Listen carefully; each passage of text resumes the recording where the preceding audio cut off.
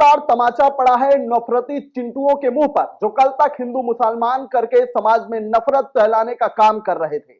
और तमाचा किसी और ने नहीं मारा है उसी लड़की ने जिसकी शादी में बिन बुलाए मेहमान की तरह पहुंचकर बवाल खड़े करने की कोशिश कर रहे थे। क्या कुछ कहा है उस लड़की ने, किस तरीके का संदेश दिया है ऐसे लोगों के लिए, ये हम आपको सुनाएंगे। लेकिन उससे पहले आपको बता दें कि आज वही सवाल फिर से खड़ा हो रहा है कि क्या इस प्रदेश में, इस देश में किसी लड़की को अपने मनमर्जी से कोई शादी करनी है, किसी लड़के के साथ जीवन यापन करना है, तो ऐसे नफरती चिंटुओं की इजाजत लेनी पड़ेगी। नमस्कार, आप देख रहे हैं खबर चौक और मैं हूं अमन सिंह वक्त आपके साथ।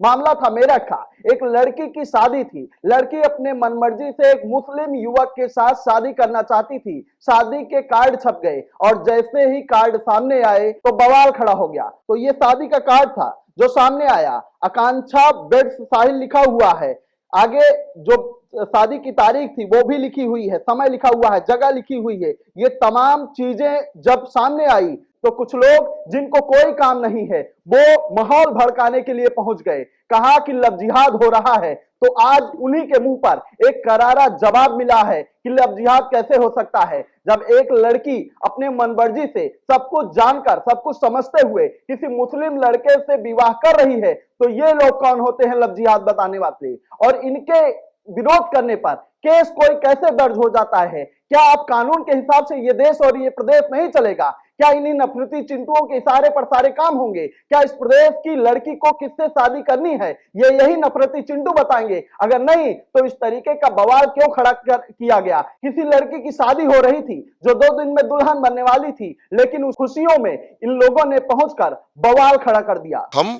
किसी भी कीमत पे कार्यक्रम होने नहीं देंगे, ना सगाई, ना शादी, ना रिसेप्शन, कुछ भी नहीं होगा। बताया गया कि मेरठ में बैंक अफसर आकांक्षा अपने मुस्लिम मंगेतर साहिल उर्फ शहबाज से शादी करना चाहती है। शादी और वलीमा के कार्ड छपकर बढ़ गए। हिंदू मुस्लिम की इस शादी पर हिंदूवादी संगठन को एतराज है। पुलिस से शिकायत की गई। पुलिस ने आकांक्षा के मंगेतर पर धर्मांतरण की धारा में केस दर्ज कर लिया। लेकिन इसी के बाद लड़की का बयान निकल के सामने आया। क्या कुछ कहा उस लड़की ने, पहले उसके बयानों को सुनिए। सर, ऐसा कुछ भी नहीं है। लड़के ने मेरे को हिंदू बता के ना ही शादी करने की बात की है, ना ही उसने मेरे से हिंदू बता के दोस्ती की है। मेरे और मेरे परिवार वालों को पिछले 6 साल से पता है कि शाहवेज का असली नाम शाहवेज ही है और वो मुस्लिम है।